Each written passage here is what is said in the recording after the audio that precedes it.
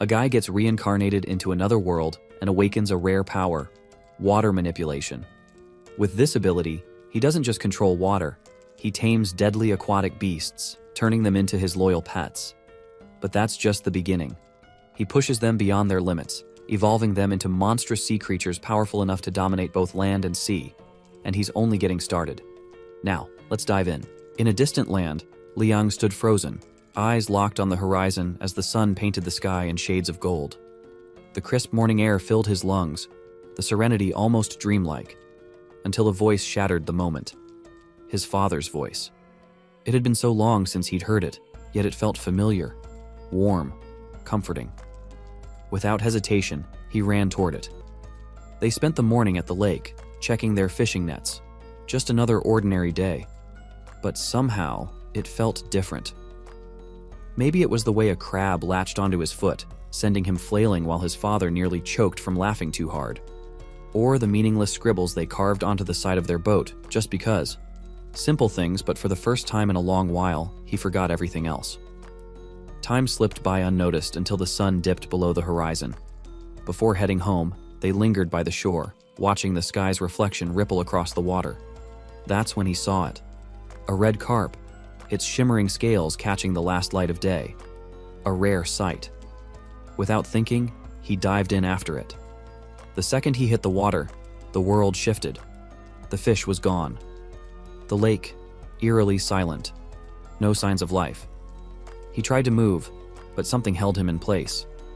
His chest tightened, his limbs grew heavy, and panic set in. He could only hope his father would pull him out. But before he could even process the thought, everything faded to black. And then, he woke up. His father was gone.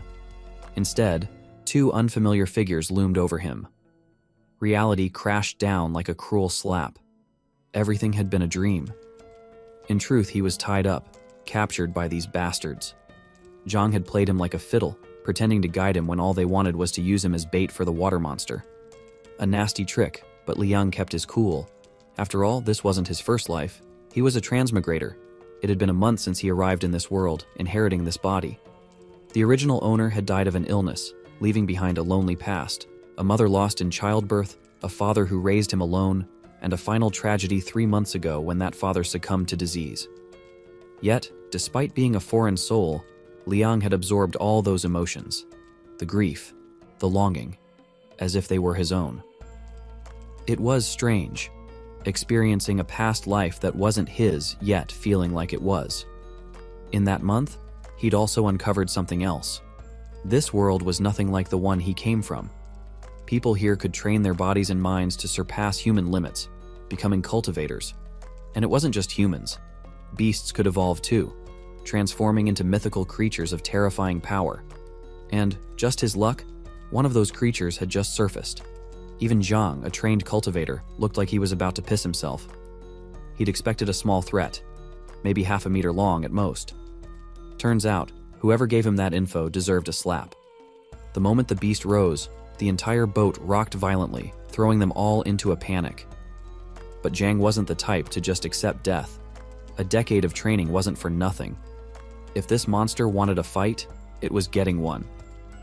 As the beast lunged, he met it head-on with everything he had. It was pointless. The thing was massive. Its jaws alone could swallow a grown man whole, which it did. Before Zhang could even process what was happening, he was gone, snapped up like a snack. The boat? Reduced to splinters. And that left one very panicked old man. This wasn't how his story was supposed to end, so he scrambled for a way out. And then, a downright evil idea struck him. Without hesitation, he stabbed Liang's hand and shoved him straight into the water, hoping the blood would serve as a distraction. Liang, still tied up, sank instantly. The weight of his restraints dragged him down, but he wasn't going down without a fight. He thrashed against the ropes, twisting and biting at them. His teeth tore at the rough fibers, agonizingly slow, but after what felt like an eternity, they loosened just enough. He broke free. New problem: oxygen. He had already sunk too deep. His vision blurred, darkness creeping at the edges.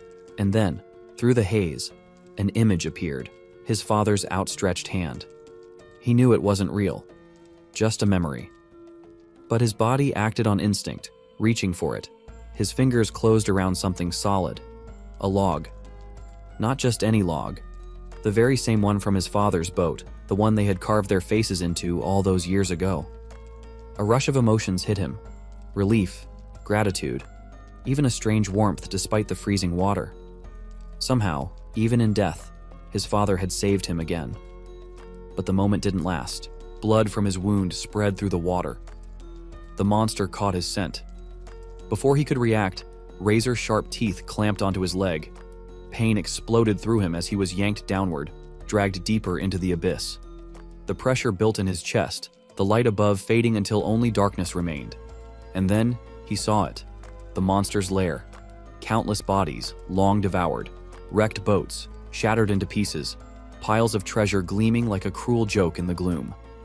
This was it. He had fought, struggled, done everything he could to survive. But it was obvious now.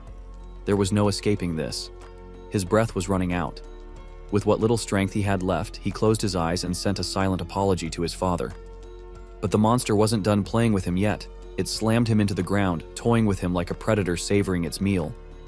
Pain shot through his body, but before he could succumb to it, something else happened. His blood, drifting through the water, seeped into the lakebed. It touched something ancient, something long forgotten beneath the wreckage. A water cauldron. And within it, an ancient power stirred. In that instant, a surge of energy coursed through Liang's body. It was foreign, yet strangely familiar, like a force molding itself to fit him perfectly. A system. The power took shape in a form he instinctively understood, one that felt eerily similar to the games he used to play before he transmigrated. And its primary ability? Water manipulation. The change was instant. The water, once a suffocating enemy, now felt like home. His wounds sealed, his body strengthened, and suddenly, it was as if he was standing on solid ground. The usual resistance of water no longer applied to him, and for a second, he wondered if he had somehow broken reality. Then, as if responding to his thoughts, a notification popped up in his mind. A system. It explained everything. He had gained a skill called water control. The ability to manipulate water currents and, more importantly, breathe underwater. A game changer. The lake was no longer his grave. It was his battlefield. Before he could even wrap his head around it, the beast struck again, lunging to finally end him. But this time, he wasn't helpless. With just a thought, the water obeyed him, twisting and surging, trapping the monster mid-swim. Power rushed through him, intoxicating and exhilarating. In this domain, he had no limits. Or so he thought. Reality hit fast. This power was new, raw, and nowhere near stable. The beast thrashed violently, breaking free with ease. It lunged again, jaws snapping, but with his newfound mobility, he slipped through the water effortlessly. Dodging was fine and all, but he needed to go on the offensive. Without a weapon, though, he was at a disadvantage. As if reading his desperation, the system answered again. Turns out, water control wasn't his only trick. He had another skill: blood domination. Through his own blood, he could inscribe ancient runes, forming a contract with aquatic spirit beasts. His pulse quickened. This was exactly what he needed. The beast surged forward once more, and he seized the opportunity. With a flick of his will, the water locked it in place just long enough for him to carve the necessary runes into existence, forming a blood domination talisman. The second the beast broke free, he wove around its massive form and slammed the talisman onto its head.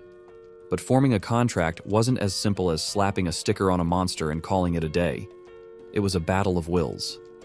The beast retaliated, its spiritual force lashing out with the intent to crush his very soul. His vision darkened, his body locked up, and for a terrifying moment, he felt himself losing. The creature's will was relentless, an overwhelming force trying to swallow his existence whole. Too bad for it. Liang wasn't just some weakling. He had lived twice, and his soul carried the weight of both lives. A mere beast wasn't going to break him. His energy surged in defiance, pushing back with everything he had, and in the end, he won. The contract was sealed. He shot up to the surface, breaking through the water with a desperate gasp. Air flooded his lungs, and for the first time since this nightmare began, he could finally breathe. The beast followed, rising from the depths. but it was no longer an enemy. Now, it was his. Its massive form loomed over the lake, eyes locked onto him, not with hostility, but with reverence. It had fully submitted. Still, there was one tiny problem. He couldn't exactly waltz into the village with a giant, terrifying water beast trailing behind him. That would raise all sorts of questions, none of which he was in the mood to answer. So, he gave it a simple order: stay hidden. Thanks to their newly forged spiritual bond, he could summon it whenever he needed. The beast obeyed, retreating back to its lair, a perfect place to lay low until the time was right. Now, he just needed to get out of here. The next day, trouble came knocking. The old bastard who had thrown him in as bait strolled into the village, dragging along his crew and butler Jung. They weren't here to mourn. In their eyes, Liang was already dead. And that meant his father's fortune was up for grabs. As far as the old geezer was concerned, it was fair compensation for their failed mission. After all, Zhang was dead. Their plan had gone to hell, and someone had to pay for it. So, with greed in his eyes, he led his men straight to Liang's house. The moment they reached the door, they kicked it wide open, fully expecting an empty room. Instead, they froze. Because standing right there, very much alive, was Liang. For a long, awkward moment, nobody moved. Nobody spoke. They just stood there, dumbfounded. The shock didn't last long. Butler Jung's face twisted with pure rage as he turned on the old geezer, furious that he hadn't bothered to check his facts. But at the end of the day, it didn't matter. In Jung's mind, Liang was the reason everything had gone wrong, and someone had to take the fall. Without a second thought, he ordered his men to restrain him and teach him a lesson. Apparently, Zhang's death wasn't just an inconvenience. It had cost Zhang a fortune. And to make things worse, the entire village was now at risk because the beast was still out there. And according to them, that was all Liang's fault, which was absolute bullshit. Liang wasn't about to let them pin this on him, so he fired back, throwing the real blame on the old man. But the bastard was too cunning to get caught in a corner. Instead, he flipped the whole thing on its head, pointing out something suspicious: Liang's survival. How could a brat possibly return alive unless he was working with the beast? And just like that, the accusation shifted. Now Liang wasn't just some troublemaker. He was a monster. A traitor who had tamed the water beast, responsible for Zhang's death. Ridiculous. But this wasn't his first time being labeled a freak. Back in his previous life, he had been an orphan. And society? Oh, they just loved to slap a stigma on kids like him. The rumors spread like wildfire. Orphans were cursed, bad luck, or had sticky fingers. No matter what he did, that label never left. But there was one thing he refused to do then, and he sure as hell wasn't doing it now: roll over. Especially not for someone uglier than him. The old bastard was already missing a tooth. Liang figured he might as well help him lose a few more. He wasn't about to let them shove him around, so without hesitation, he tackled the old geezer, shoving him hard enough to send him stumbling. At the same time, his focus locked onto the nearest basin of water. They wanted him to be a monster so badly? Fine. He'd show them what a real monster looked like. Water surged up his arm, twisting and coiling like a serpent. His fury sharpened his focus, and for a moment, he was ready to take every single one of them to the grave. Then, a voice cut through the chaos. His childhood friend had arrived, alongside the village chief. The weight of the chief's presence alone was enough to make even Butler Jung hesitate. The old man may have looked ancient, but he was still an official of the dynasty, someone with real authority. Jung wasn't stupid enough to challenge that. Which meant, no matter how much he wanted to, he couldn't do a damn thing. But that didn't mean he was letting it go. Before storming off, Jung shot the chief a venomous glare, promising that his master, Zhang, would hear about this. The old man wasn't fazed. He knew an empty threat when he heard one. Even Zhang himself would bow before him if it came down to it. With that, Liang let out a slow breath and turned to the chief, giving him a nod of thanks before heading out as well. But he knew better. This wasn't over. Situations like this would keep happening over and over again, unless he did something about it. So, he made a decision.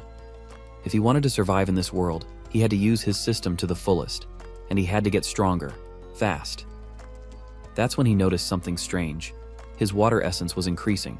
At first, he wasn't sure why his water essence was increasing. Then it clicked.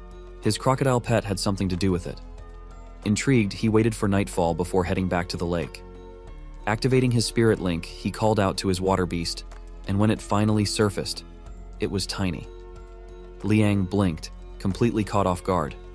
Before he could start asking questions, the system chimed in, explaining that subdued contracted beasts could shrink or grow at will to conserve energy. Made sense. But he wasn't here to marvel at his pet's new party trick. He needed answers. So, he ordered the little guy to show him where this sudden surge of water essence was coming from.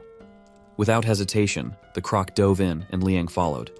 The beast led him deeper into the lake, weaving through the murky depths before slipping into a hidden underwater cave. The moment Liang stepped inside, his eyes widened. The cave floor was covered in legendary spirit plants, glowing faintly with rich spiritual energy. He reached out, brushing his fingers against one, and instantly, a system prompt popped up. He could absorb them. Jackpot. In this world, spiritual materials and treasures absorbed extraordinary energies over time, making them incredibly valuable. Spirit plants, in particular, had unique effects depending on their properties. Rumor had it that in Zhao Manor's backyard there was a frozen pond where special vines grew at the bottom, so rare and powerful that Master Zhao used them to lure cultivators into servitude. And yet, here he was, standing in a cave full of them. If he absorbed these, his water essence would skyrocket, exactly what he needed. Without hesitation, he got to work, gathering everything he could. He considered asking his beast for help, but when he glanced over, the croc was already stuffed, lazily floating around after devouring a few plants itself. Fair enough. It had earned a nap for leading him here. Once he had collected everything, he wasted no time. The moment he ate the first plant, his water essence increased by 1. Not only that, it tasted amazing. Way too good, actually. Before he knew it, he was devouring them one after another, absorbing as much water essence as possible. The more he had, the better his fusion with aquatic spirits, and the faster his water beasts could evolve. And there were a lot of plants, so many that, at one point, he became an absolute unit, a bloated mess from overindulgence. But it was worth it. By the time he was done, he had gained 25 water essence. Immediately, he invested it into his fusion with the water monkey bloodline, increasing it from 5% to 7.5%, a significant boost. If he ever ran into those bastards from before, he could wipe the floor with them, but that could wait. Right now, he had a bigger issue.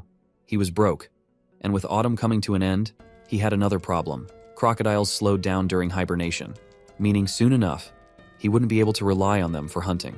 So the plan was simple. Exploit them while they were still useful, and make as much profit as possible before they became dead weight. With that in mind, he ordered his croc to hunt as many fish as possible, stacking up a massive haul before selling them off. The merchants in this world weren't like the aggressive hustlers from his previous life. They were way easier to convince. And just like that, his financial struggles were covered. Now, on to the next step. It was time to settle things with that old geezer who tried to set him up. But before he could even make a move, the bastard practically handed himself over on a silver platter. Apparently the old man was looking for him to apologize for the misunderstanding earlier. To prove his sincerity, he even invited Liang for a meal on his boat. Just the two of them. Liang nearly laughed out loud. It was so blatantly obvious what he was trying to do. But instead of calling him out, he played along. Because this was exactly what he wanted. A few hours before the meetup, the old geezer was getting the beating of his life. The butler's men had pummeled him into the ground for his failure, making sure he understood just how badly he had screwed up. For the first time ever, the butler had been humiliated in front of so many people, and there was no way he was letting that slide. But killing the old man outright would be a waste. Master Zhao still had a use for him. Zhao needed materials for his pill refinement. Not just any materials, but a true orphan child. And the old man's new task? Abduct Liang and make a statement. They needed everyone to know that crossing them was a death sentence. And at the same time, Zhao would get what he needed for his so-called masterpiece. If the old man pulled this off, he was promised immortality, and that alone drove him completely insane. Desperate to succeed, he accepted a power-boosting seal, one that would temporarily push his strength beyond its limits. With this, he was certain capturing Liang alive would be easy. But brute force wasn't his first choice. He had a simpler plan: poison. The idea was straightforward. Lace the soup with a toxin, not one that would kill, just something strong enough to weaken Liang, keep him from resisting or screaming. A clean, easy capture. Unfortunately for him, Liang had zero patience for games. Instead of taking a sip, he chose violence first. With a flick of his hand, a stream of water shot out, wrapping around the old man's head before he could react. The invisible grip tightened as he clawed at his face, trying to pry it off, but it was useless. He couldn't scream, couldn't breathe. And then, everything went black. By the time he woke up, night had fallen. His body ached, his mind spun, and worst of all, he was tied up. His first instinct was to play innocent, asking Liang what he planned to do, as if he wasn't the one who had just tried to drug him. Liang wasn't buying it. He already had proof in his hands. The old man had been bribed, and with that, Liang knew exactly what to do with him. There was a perfect place for people like him, the same spot where they had first encountered the water beast. Except this time, the beast belonged to Liang. The old bastard had wanted him to be a monster so badly. Fine, he'd give him what he wanted. Suddenly, the geezer had a change of heart. He didn't want Liang to be a monster after all. His entire attitude flipped, and he started apologizing profusely, swearing he'd tell him everything if he just spared his life. Lucky for him, Liang agreed. That was all it took for the truth to spill out. The butler had ordered his abduction. And not just him, other orphans as well. To the Zhao mansion, they weren't people. They were materials, ingredients for refining a celestial pill, a pill that could grant immortality. The moment the words left his mouth, the old man realized how bad it was. Desperate to save himself, he backpedaled, claiming he was a victim too, that he was only following orders, forced into this against his will. Too bad for him, Liang didn't care. Forced or not, the bastard already knew too much about him. That alone sealed his fate. No excuses would change that. But that didn't mean Liang was safe. The Zhao family wouldn't just sit idle. The old man's sudden disappearance would eventually lead them straight to him. And when that happened, he needed to be ready. His only option now? Become a cultivator. Fast. The fastest way to secure his future was to join a martial arts school. Pingyang City had 3 martial schools, but only one reigned supreme, the Yang School. Its master was said to possess a legendary ability, capable of shattering gold and stone with his bare hands. That kind of strength and reputation kept the school at the top, and if Liang could get in, the Zhao family wouldn't dare touch him. After all, if a student of the Yang School disappeared, the school wouldn't just sit back and let it slide. The only problem? The entry fee, 8 taels of silver. Right now, he had 2. Meaning, he needed to make money, fast. With that in mind, he dove into the water to hunt again. His swimming had improved significantly over the past few days, mostly thanks to his pet. The little guy had become his sparring partner for speed training, forcing him to push himself further. Through this, he had developed a new technique, compressing water beneath his feet before releasing it all at once for a burst of speed. There was just one issue. It drained his energy way too fast. For now, it was only useful for quick bursts, but it was still an advantage. Just as he was settling into his usual rhythm, something unusual caught his eye. A fish glowing bright red. Definitely a spiritual fish. In this world, certain creatures evolved under the influence of special energy, mutating into bizarre, powerful forms. Giant scorpion beetles, 2-headed razor-toothed sharks, and iron-fin whales were all prime examples. And right in front of him? 2 of them. This was an opportunity he couldn't afford to pass up. Without hesitation, he ordered his croc to shift back to its original size and chase one of the fish while he went after the other. With his new technique, he closed the distance easily, using his water manipulation to trap the fish in a bubble. Just like that, he had it. Or at least, he thought he did. The moment he secured his catch, the water around him shifted. Something big was moving in the depths. Before he could react, a massive force wrapped around him and slammed him straight into the lakebed. The impact knocked the breath out of him, but this was no time to pass out. He locked eyes with the attacker and instantly realized what it was. The 6-whiskered catfish. A notorious man-eater. And just to make things worse, this son of a fish had tricks. Just like him. Before he could move, the beast conjured a massive water orb, aiming straight for him. Unfortunately for it, Liang was stronger. He shattered the orb before it could fully charge, but instead of retreating, the beast got pissed. It lashed out with its tail, aiming to finish him off. Luckily, his croc slid in just in time, intercepting the attack. Before the beast could recover, the croc hit it with a brutal slam, driving it straight into the ground, and that was Liang's cue. Wasting no time, he activated his blood talisman, attempting to subdue the creature. That's when things got messy. The six-whiskered catfish had far stronger spiritual energy than the croc, and the moment their wills clashed, his entire system crashed. Warning messages flooded his mind. Mental overload. His body spasmed. His vision blurred. But he couldn't back down. If he lost now, this thing wouldn't just kill them, it would devour them whole. So, he pushed through. His will to survive was stronger, and in the end, he won. The beast shrank instantly, its body compacting to conserve energy, just like the croc. And the best part? It could evolve into a tigerhead whale. Since it was already round and pudgy, Liang figured the name Chonky was perfect. With that handled, he turned his attention back to the loot. Sure enough, the croc had managed to capture the other spiritual fish. Giving it a well-deserved head pat, he decided they all deserved a feast. Roasting up some fish for them, he also cooked a smaller spiritual fish, curious to see if he could extract water essence from it. And he could. 18 points worth. That had him ecstatic. If a small fish yielded that much, a bigger one could easily give him triple. That meant he could definitely push past a 10% fusion rate. As tempting as that was, he also needed money for the Yang school. For now, the priority was cash. Liang arrived at Yixing Market, where the streets were packed with people buying and selling goods. This was the perfect place to sell his spiritual fish, a prime spot to attract the right customers. But even he wasn't expecting this kind of crowd. It felt like there was some kind of festival going on. Then, he saw the reason. A man standing in the center, proudly holding up another spiritual fish. It didn't take long to figure out what was happening.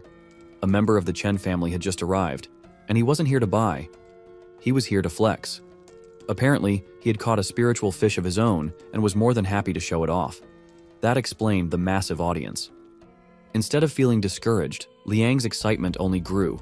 This was the perfect opportunity. Wasting no time, he pushed his way through the crowd, eager to see what kind of fish the guy had. Of course, he wasn't here just to spectate. He was a master manipulator, and he knew exactly how to steal the spotlight. The moment he got close, he proudly displayed his own spirit fish, fully expecting the crowd's attention to shift. It didn't. Instead of awe, he was met with confusion. Instead of excitement, outright rejection. People started scoffing, saying his fish didn't even look like a spiritual fish, just some deformed, ugly creature that only a clueless amateur would bother catching. Before he knew it, the mockery rolled in full force. The crowd didn't hold back. Even Chen, the so-called expert, was smirking like he was watching some idiot embarrass himself. Then the atmosphere shifted. A cultivator had arrived. The moment he stepped into the scene, the laughter faded. He was Hu, a respected master from the Yang martial arts school. And since Chen was standing closest, his gaze naturally fell on the crimson bloodfish in his hands. Without hesitation, Hu asked for the price. Chen, recognizing the man's high status, wasn't about to throw out a number himself. Instead, he let the cultivator decide what he thought was fair. Hu casually offered 3 taels. The second those words left his mouth, Chen's face barely hid his excitement. That was way more than he had expected. But just as the deal was about to close, Liang made his move. Before the cultivator could finalize the purchase, he whipped out his own fish and held it up. The crowd, still high on their mockery, thought he was just digging his own grave. Some even chuckled, convinced he was about to get shut down harder than before. Except, the cultivator's reaction was the complete opposite. The moment his eyes landed on Liang's fish, excitement flickered across his face. It wasn't just a spirit fish. It was a red blood perch, a rare and highly valuable one at that. And just like that, Hu immediately offered 6 tiles for it. The market went silent. The same people who had just laughed at him stood frozen, completely dumbfounded. They had been so sure that Liang was the idiot, yet in a single moment, he had just outshined Chen completely. 6 taels. That was more than most families could save in generations.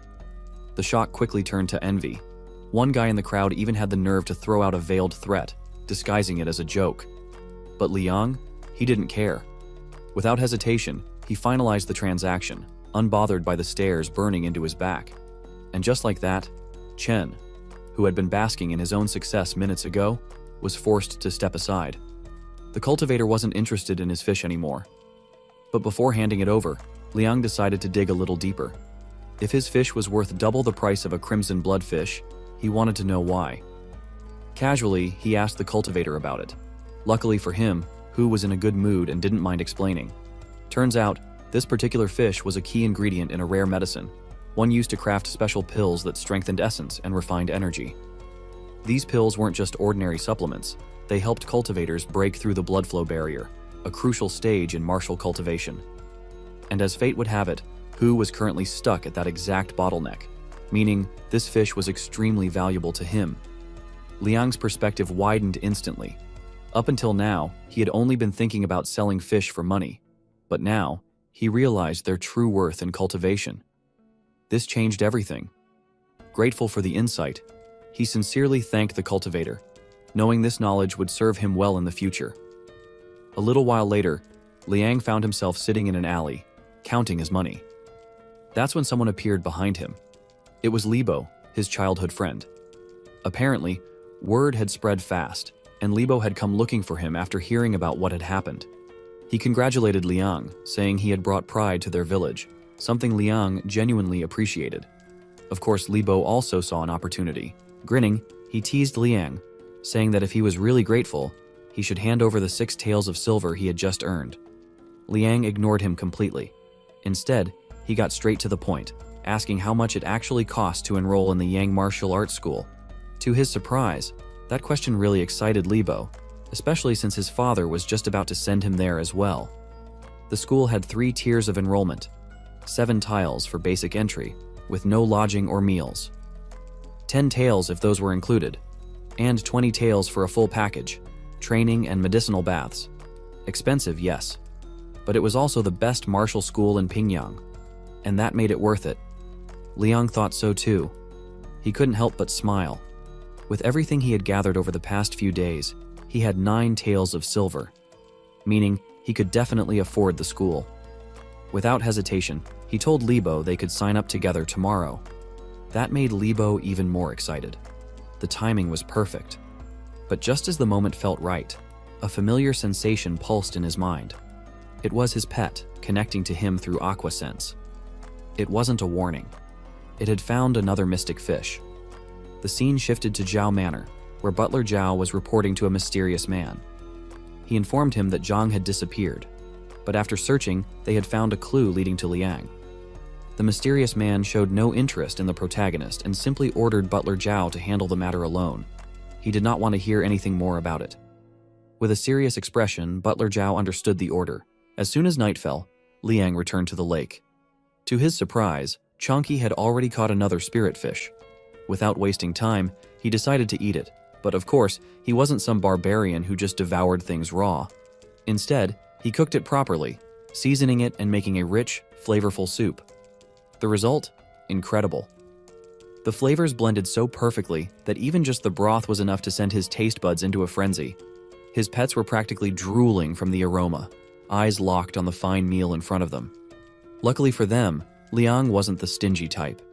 He generously shared portions with his companions, making sure everyone got their fill. And just like that, the meal wasn't just satisfying, it was rewarding.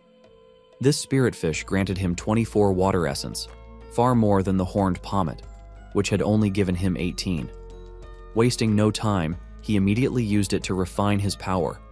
As expected, the energy surging through him was even stronger than before. His fusion had now reached nearly 12%, and he was itching for a good fight just to see how much he had actually improved. But that wasn't the only thing that changed.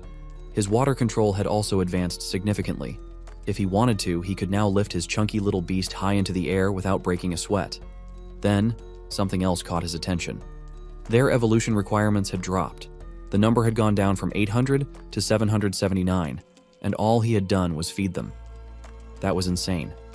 This discovery made him realize just how valuable the water cauldron truly was. It was more than just a tool. It had secrets, ones he needed to uncover. Was it a natural phenomenon? Or something far greater? Summoning the cauldron, he took a closer look. And that's when he noticed something interesting. One side of the carving showed a water monkey. On the opposite side, a winged dragon. But that wasn't all. There were other strange figures, one with a human head and a snake's body, and another cloaked in a robe, shrouded in mystery. Was this a clue to the cauldron's true origins? Maybe. But speculation wouldn't get him anywhere. For now, he needed to focus. Especially since tomorrow, he'd be enrolling in the Yang Martial Arts School. And just like that, the next day arrived. Liang and Libo were now traveling through the mountains in a carriage. And if Liang had to be honest, Libo's boundless enthusiasm was already making him question whether he should have just gone to school alone. The kid was practically bouncing in his seat.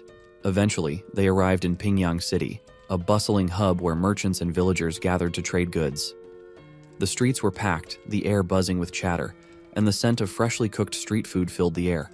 There was so much to see that they couldn't help but take a quick detour to explore. They tried different foods, admired handcrafted art unlike anything they had seen before, and even stumbled upon a bizarre show of strength, a man lying flat on bricks while some buff guy hammered him with his thing. Truly a shocking sight. Meanwhile, while they enjoyed themselves, a group of men was busy plotting something far less entertaining. They had been eyeing Liang's money for a while now, originally planning to rob him the day before. But after overhearing that he and Libo were headed to the Yang Martial Arts School, they realized there was an even bigger opportunity. 2 bags of money instead of 1. That thought alone had them salivating. Even if they sold their wives, they wouldn't see that kind of wealth. Stealing it was far too tempting to pass up. Still, some of them hesitated. With that much money, getting caught would mean serious trouble with the magistrate's office. But their leader shut down their worries with a grin. They wouldn't get caught. No one would ever find out. The 2 kids would definitely take the shortest route to the school, a shortcut barely anyone used. It was the perfect spot for an ambush. And sure enough, just as they had predicted, the 2 finally appeared. Without hesitation, the gang stepped out, blocking their path with smug grins. They demanded money, making it clear that Liang and Libo had only 2 options: hand it over willingly or end up buried by the roadside. They even laughed as they said it, as if this was all some sick joke. Unfortunately for them, the joke was about to be on them, because Liang wasn't laughing. Instead, he smirked. A devious grin spread across his face as he made his decision. If they were so eager to bury someone by the roadside, then he'd gladly grant their wish. The thugs didn't take kindly to Liang's smirk.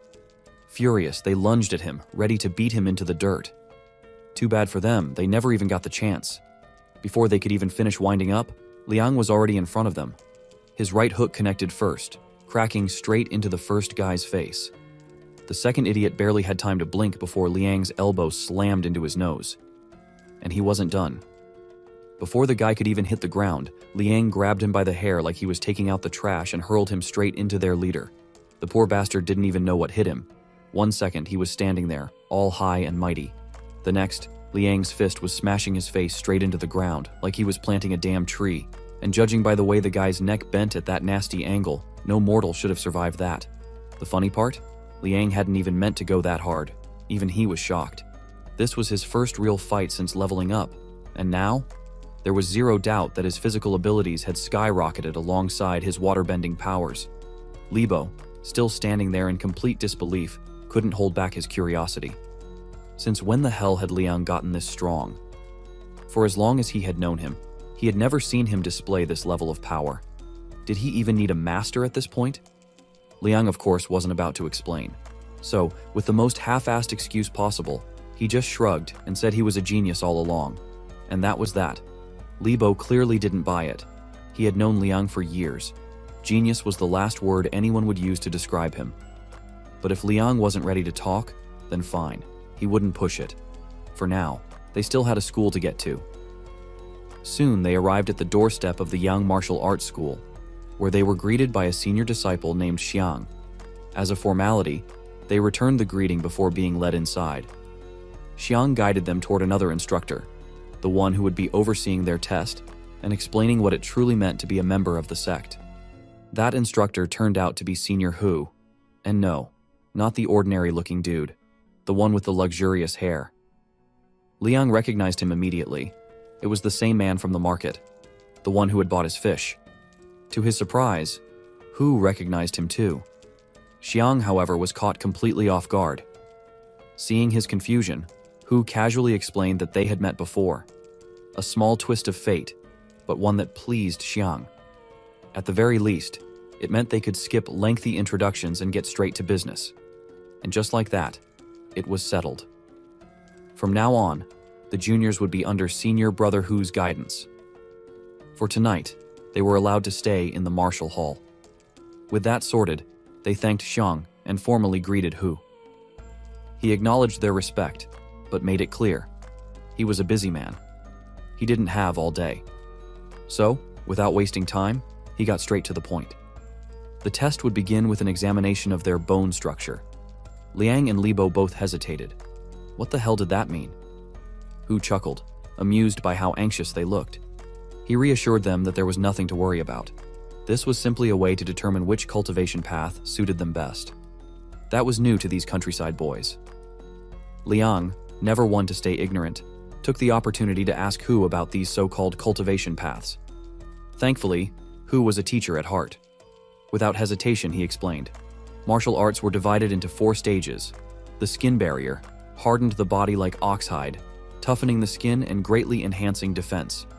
The flesh barrier strengthened the muscles, making it possible to lift a grown man with one hand like it was nothing. The bone barrier unleashed power recklessly, allowing a cultivator to shatter stone and split monuments. And finally, the blood barrier, the last refinement, a complete enhancement, reinforcing every aspect of the body. Like embroidery on silk, except instead of making something pretty, it made someone terrifying. At its core, martial cultivation boiled down to one thing: refinement. But for ordinary people, no matter how much they refined their bodies, there was always a limit. And to break that limit, 2 things were indispensable: technique and medicine. Seeing the questioning look on their faces, Hu gave them an example. Yang Martial Hall had a 3-fist technique. With the right technique, a cultivator could ascend like stepping onto a stairway. But the path was steep, treacherous. To climb faster and steadier, one needed a handrail, and that handrail was medicine, just like the red blood perch fish Liang had sold him. That fish? It was exactly the kind of resource cultivators needed for refinement. At that moment, something clicked in Liang's mind. A realization that both enlightened and delighted him.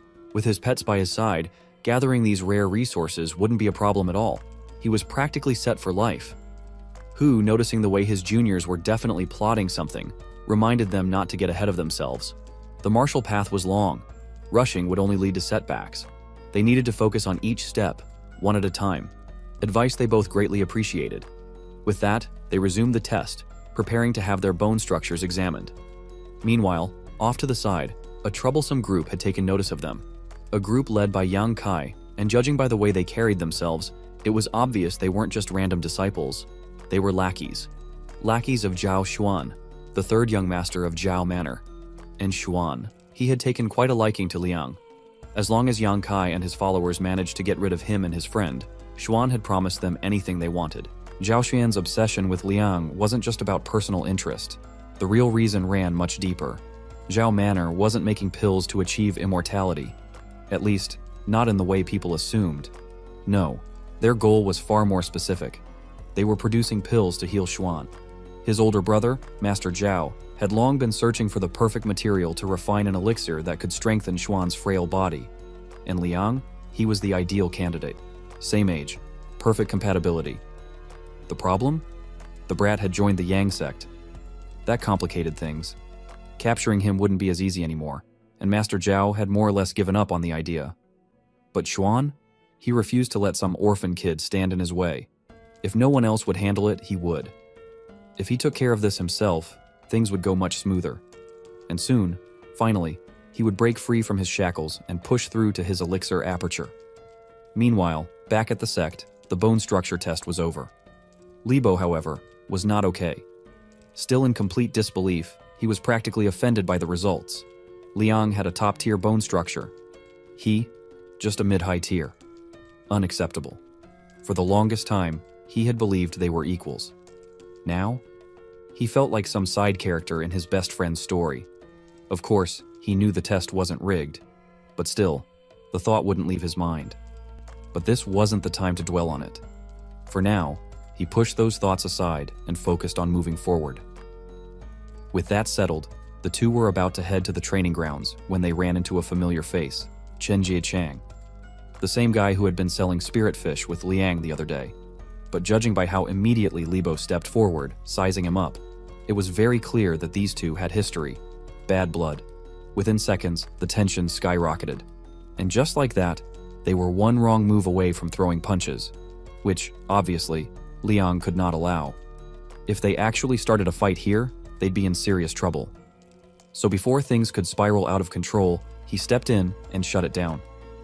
Once the tension cooled off, he asked if Ji Chang was here for martial arts training as well. He was. Turns out, he had been selling spirit fish for the same reason, to save up enough money to enter the school as soon as possible. That was good news. The more people with the same determination, the better. Wasting no time, Liang invited him to join them, especially since Senior Hu was already at the training grounds. They could not afford to miss this opportunity. So, with that in mind, they joined the other members for training. And that's when they realized they were about to die. The intensity was insane. Their muscles spasmed. Their limbs felt like jelly. Their lungs burned, gasping for breath. They were not built for this. Thankfully, just as they were about to collapse, Senior Hu finally called for a break. Salvation. But it wasn't over. Instructor Lu would be taking over in the afternoon. Meaning, this break was just a temporary reprieve. And that's when Libo, sweat-drenched, exhausted, and done, started seriously considering quitting. This was torture. He wasn't built for this level of pain, which of course made Jie Chang burst into laughter, calling him weak-willed on the spot. But before they could even process their suffering, trouble arrived. Yang Kai and his lackeys, and they wasted no time making their presence known, throwing insults, acting like they owned the place. But that wasn't even the worst part. These guys had the audacity to demand 100 coins from them as a donation, claiming that if they paid up, they'd be allowed to stay in the sect. Absolute nonsense. Even Senior Hu never treated them like this. Libo? Livid, ready to throw hands on the spot. He knew his skills weren't exactly on par with theirs. Didn't care. He just wanted the satisfaction of punching at least one of these guys in the face. But before he could make a move, Ji Chang stopped him. Picking a fight here wouldn't just be reckless. It would cause unnecessary trouble for Senior Hu, which was the last thing they needed. Even Liang hesitated. He wasn't the type to back down, but 3 cultivators at once? Not exactly a fair fight, and just as he feared, Yang Kai took this moment to boast. Loudly. He was about to break through the skin barrier, and what better way to test it out than on some newbies like them? Yeah. This was not a fight they could win. If only they were near a river. Then, Liang could work with that. But right now, this was a losing battle. Thankfully, Senior Hu returned before things could escalate, and he wasn't playing around. Not only did he shut down the confrontation, but he also made sure Yang Kai and his lackeys were punished for their antics. That only made Yang Kai hate them even more. Before leaving, he threw out empty threats, promising they'd pay for this, which of course only annoyed Senior Hu further. So just for that, their punishment increased. But things weren't as easy as they seemed. As they left, at that moment, his pet contacted him through AquaSense, warning him there was an enemy in the pond, which, absolutely not. That pond was his base, his key to getting stronger. There was no way he was letting anything happen to it. So, without wasting another second, he told the others he had something to take care of. Then, he bolted. Meanwhile, as night fell, Libo and Jie Chang were strolling around the sect. That's when Libo finally started wondering why Liang still hadn't returned, which of course Jie Chang wasted no time teasing him about, calling him obsessed, like someone missing their boyfriend. Libo? Instantly pissed. Just as they were about to start bickering again, a sudden round of applause snapped their attention away. They turned, and there he was, Yang Kai, with his crew, and judging by the look on his face, he was ready to finish what he had started earlier. Yang Kai wasn't just here to fight, he was here to humiliate. And Libo and Ji Chang? They were nothing more than punching bags to him. The moment he started throwing punches, it was clear they were completely outmatched. But beating them down wasn't enough. His real target? Liang. And since he wasn't around, Kai turned to Ji Chang instead, demanding to know where he was. Ji Chang, of course, wasn't about to sell out his friend. So instead of answering, he did the next best thing. He grabbed a brick and smashed it straight into Kai's ugly face. Bold move, but completely useless. Kai didn't even flinch. If anything, he just looked pissed. And Jie Chang, he was about to suffer for it. Kai stomped his face straight into the ground, grinding his foot down to make sure he understood exactly where he stood. But even that wasn't enough. No, Kai was feeling extra petty tonight. Sure, messing them up any further would definitely get him punished. But his intrusive thoughts? They won. So, without hesitation, he ordered his lackeys to keep watch at the gate while he handled business. The trio nodded, ready to move. But then, Libo actually decided to retaliate. Now, here's the thing. If your opponent is smiling at you while you charge, you should just back away and call it a day. That's common sense. But Libo? Yeah, he didn't get the memo. So he rushed in anyway, and paid for it immediately. Kai just twisted his arm so hard it might as well have been a lever. Then, just to drive the lesson home, he slammed him to the ground, pinning him like he was about to violate him. But Kai wasn't here for Libo. He had bigger priorities. Jie Chang, the one who had the audacity to slap him with a brick. And if he wanted to play dirty, then fine. Kai would return the favor. But this time, he wasn't just going to beat him up. He wanted to have fun with those pretty little eyes of his. Let's see how well Ji Chang could train.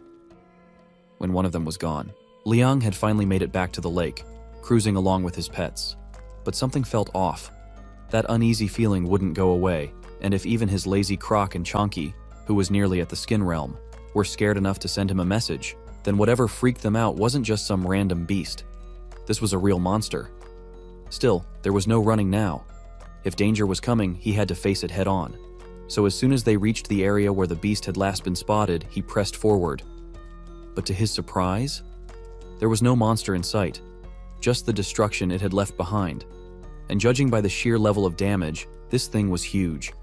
That meant he had to find it fast. To do that, he needed every ounce of energy he could get.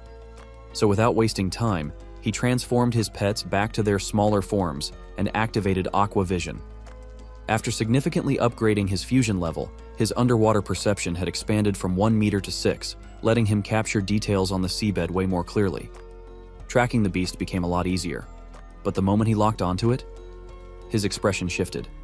Because this thing didn't just meet his expectations, it exceeded them. He had underestimated it. This thing wasn't just a beast, it was straight out of Aquaman's nightmares. A massive-ass crab with enormous armored appendages and claws. It was way bigger than both of his beasts combined, even if they merged together. And with that kind of size, it should have already developed sentience. According to Instructor Hu, any beast that surpassed the skin realm was considered a spirit beast, so this thing had definitely reached that level. But then again, it couldn't be too strong, or his lazy Croc and Chonky wouldn't have been able to escape in the first place. Still, that didn't mean it was weak. Taking it down wasn't going to be easy, and with zero preparation, they were at a serious disadvantage. So, should they even fight it now? This wasn't part of the plan. But then again, when had his life ever gone according to plan? Uncertainty, accidents, danger. That's just how it was, and he had always adapted and made the most of whatever came his way. Besides, this was his pond, and he wasn't about to let some oversized crab claim it as its territory. So without hesitation, he decided to kill the damn thing. He transformed his pets back to their original forms. And even though they were underwater, they looked fire as hell while doing it. His AA farming session had officially begun, and suddenly, he booked it straight toward the crab at top speed. But the crab wasn't just standing there waiting to get attacked. It grabbed a boulder with one of its massive claws, embedded it with mana, and launched it like a barrage of massive bullets. The projectiles rained down with terrifying speed, completely shattering their advance. Liang quickly realized they had to target its claws first, so he ordered Lazy Croc to lock in, commanding the beast to sink its massive fangs into the crab's armored limb in an attempt to break it. But it was no use. That shell was ridiculously durable, practically invincible. Brute force alone? Not gonna work. So he switched up the strategy. Using his water manipulation, he suspended the crab's other claw in place, creating an opening. That's when Chonky jumped in, chomped down on one of the crab's eyes, and ripped it clean out. But instead of weakening the monster, it just made it 10 times angrier. The crab broke free from Liang's hold and went berserk, flailing its claws and stomping around like a wild beast. And in the process, it destroyed several of Liang's precious spirit plants. Oh, hell no. Now he was pissed. But before he could even react, the crab had already closed the distance, and with terrifying speed, it rocked the absolute hell out of him. The force sent him flying several feet away, but Liang wasn't about to let himself get knocked out just like that. He was too mad for that. So he forced himself to stay conscious, got back on his feet, and prepared to face this thing head on. But brute force wasn't enough. He needed a weak spot.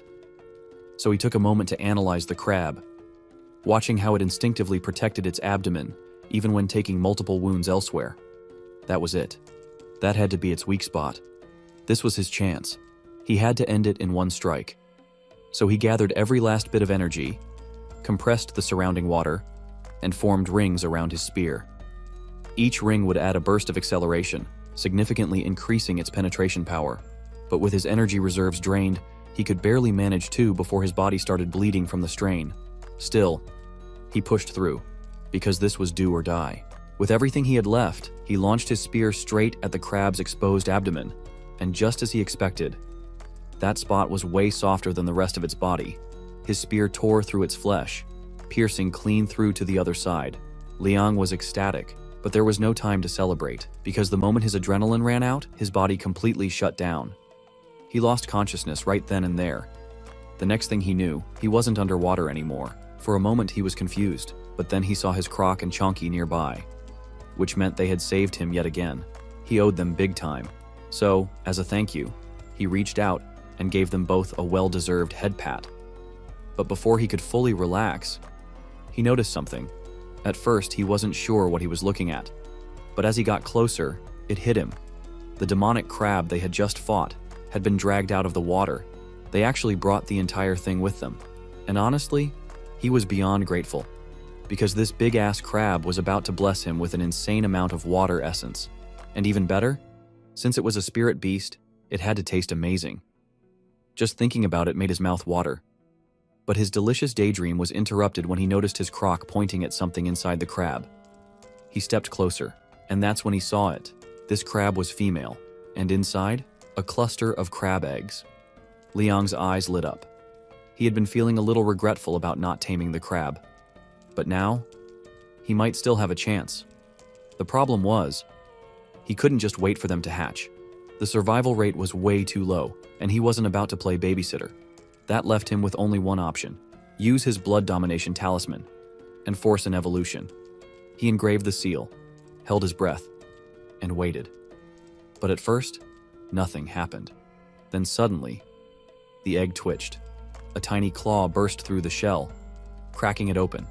Seconds later, a baby crab emerged, and it was adorable. Like, even Chonky couldn't compete with this level of cuteness. But don't let that fool you, because this little guy had the potential to evolve into a stone crab king, just like the one he had just fought. Liang wasted no time cooking up the giant crab and digging in. And let's be real, this wasn't just good food, this was god-tier cuisine. Every bite was packed with pure water essence, and the effects hit him almost instantly. His fusion rate skyrocketed from 10% to a staggering 36.6%, something he didn't even think was possible. The boost was so massive that the water monkey's power inside him surged, inching them even closer to becoming one. Its instincts and combat sense weren't just foreign thoughts anymore. No, they were familiar. It was like he had always known them. And the best part? His wounds were completely healed. Meanwhile, his pets just stared at him, absolutely awestruck. And honestly, who could blame them? With water spiraling around him like some kind of newly crowned sea god, he looked downright majestic. Once he fully adjusted to the fusion, excitement flooded through him. The physical enhancements were one thing, but the extra energy he gained, that was something else entirely. For the first time ever, he could sense his own blood energy. And if Instructor Hu's teachings were right, that meant he was dangerously close to breaking through the skin barrier, maybe even surpassing it. But he knew he wouldn't have reached this level without his pets, so he made sure to share the remaining crab meat and eggs with them. This would speed up their evolution, making things easier for them in the long run. And besides, the meat wouldn't stay fresh forever, and each egg only contained 6 points of water essence. Not exactly worth hoarding.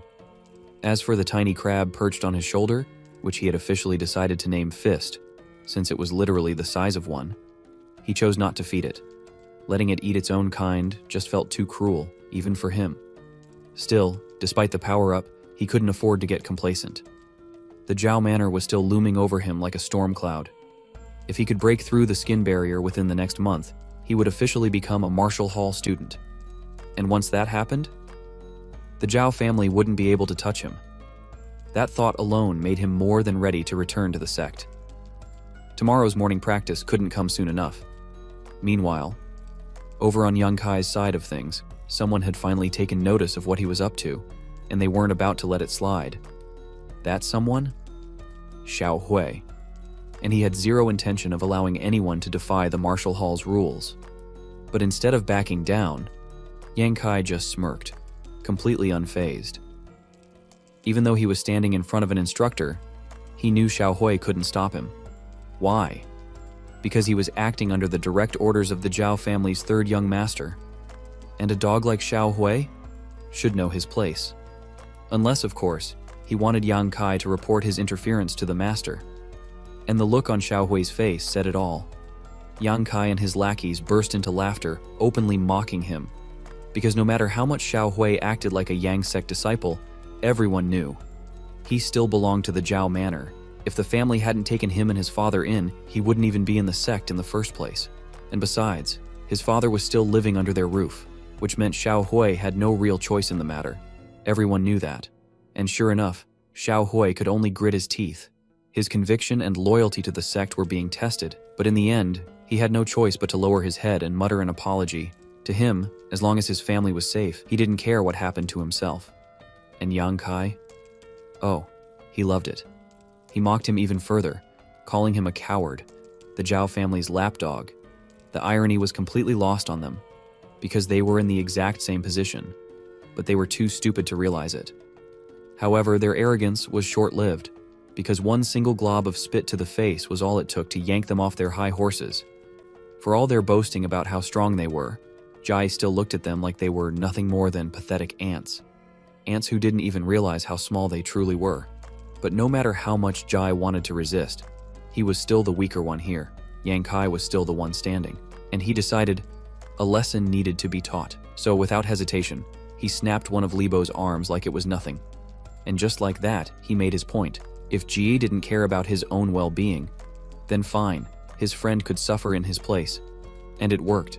Jai was furious. But no matter how much rage burned in his eyes, he was still powerless to do anything about it, which only made things even more entertaining for Yang Kai. He was just about to have even more fun, confident that Instructor Hu wouldn't come to save them. Not after he had made sure the guy was occupied elsewhere before pulling this stunt. But all that smugness vanished the moment his minion's unconscious body started flying across the field. Shock froze Yang Kai in place. For a second he thought it was Instructor Hu, but when he turned around, it wasn't. It was Liang. And the moment Liang's eyes landed on his injured friend, a furious heat surged through his blood. His aura exploded around him, as he made one thing absolutely clear. He was going to knock out every single one of Yang Kai's teeth. Turns out, Instructor Hu and the Sectmaster had been watching the whole thing from the very beginning. They had caught on to Yang Kai's little scheme early on, but instead of stepping in, they saw it as the perfect opportunity to observe their disciples, to see who they truly were when they thought no one was watching. Even so, Instructor Hu couldn't shake the feeling that this was on him. If he hadn't been so preoccupied, things wouldn't have spiraled out of control like this. After passing the blood step test earlier that day, he had let his excitement get the better of him, stopped to celebrate with a drink, and arrived late. And now, because of that, everything had escalated. But what really caught him off guard was Xiai. He never pegged him as the type to just stand by and do nothing while all of this happened. Before he could dwell on it, Master Yang finally spoke up, clarifying the situation. He had been watching much earlier, and he understood exactly why Xiai had frozen up. The boy had a good heart, but that was precisely the problem. He was paralyzed by it. And that was why he couldn't pass the blood step test. A fighter without courage was like a person without breath in their lungs. But now that they had gathered all the information they needed, Instructor Hu suggested they finally step in, especially since Liang Ku was only close to breaking through the skin barrier. There was no way he could actually win against Yan Kai in his current state. But Master Yang didn't move. Instead of interfering, he held back, his eyes fixed on Liang Ku. Because what he saw was different. The blood energy coursing through the boy's body was fierce, intense, and unlike anything he had seen from the others, this wasn't just a simple clash. Lang was brewing something inside him, so he decided to let the boy cook. Yan Kai wasted no time mocking Liang Ku, sneering at his so-called threat. But Liang, he had no patience for nonsense. That wasn't a threat, it was a promise, and he had zero intention of standing around waiting. So he charged straight at Yan Kai, closing the distance so fast that even the arrogant fool flinched.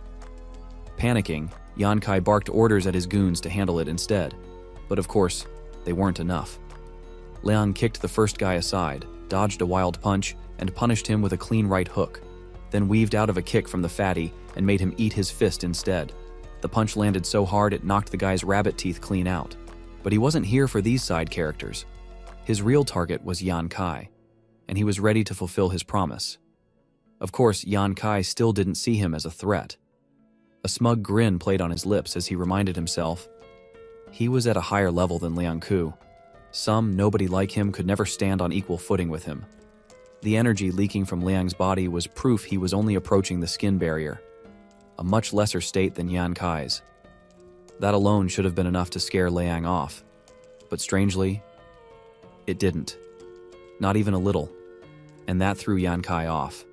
So he lunged forward, throwing a punch, only for Liang to block it with ease. And the fool got punished for it. First with a kick, then a devastating haymaker that sent him reeling. But Liang wasn't stopping there. He had made a promise, and he was damn well going to keep it. A brutal uppercut came next. Then another, a relentless storm of blows. That 1-2 punch-kick combo had Yan Kai staggering backward, each strike breaking down that false confidence, until all that was left was exhaustion. And of course, Liang Ku laughed at him. All that big talk only to get beaten down like this? Turns out, Yan Kai wasn't special at all. And that realization snapped Yan Kai right out of it. Getting beaten was one thing, but getting talked down to by some nobody? That was something he couldn't stomach. So, he whipped out a hidden dagger and figured it was time to show some generosity by stabbing Lang straight in the stomach. Then, a couple more times for good measure. And while he was at it, he made sure to remind Liang just how fatherless he was. But unfortunately for him, Liang was built like a damn tank. Even with multiple stab wounds, he was still conscious, still moving. And when Yan Kai went for another stab, Liang Ku caught the knife with his bare hand, like it was nothing, and before Yan Kai could even process that, he got hit with another haymaker, one so vicious it sent his pathetic head crashing into the ground, with enough force to practically cave it in on impact. And just like that, the arrogant fool was reduced to a crying mess, scrambling for help. He turned to Shiai, desperately pleading for intervention, babbling about sect rules, about how disciples weren't allowed to attack each other like this, which was hilarious, coming from someone who had just done the same thing a second ago. And for a moment, Shiai actually considered stepping in. After all, his father's safety was on the line. But before he could act, Master Yang decided he had seen enough. His sword flew into the ground, and his voice cut through the tension, commanding everyone to stop. Now that the fight had been brought to a halt, he wasted no time delivering judgment. The 6 involved, including Yan Kai, were to be exiled from the sect, never allowed to set foot in Martial Hall again. As for Shiai, he was to be sent to the confinement room until Master Yang dealt with him personally, and judging by Shiai's expression, he knew exactly what that meant. Meanwhile, Liang Ku sat there, frozen, because standing right in front of him was the legendary Yang Dongsheng. And after everything that had just happened, after the sheer rage he had unleashed, he knew this was the end of his journey in the sect. He had gone too far, he had done too much. So when Master Yang called his name, Liang Ku bowed his head, already expecting the worst. He was ready to be exiled, but little did he know. Master Yang wasn't angry at all. In fact, he was impressed. Instead of punishment, he offered something Liang never saw coming, a place as his direct disciple. Liang was speechless. For a split second, he thought he had misheard. The backing he had been desperately searching for, the security he needed, had just come to him on its own. And not just as any disciple, Master Yang's direct disciple. Never in his wildest dreams had he expected this. But damn,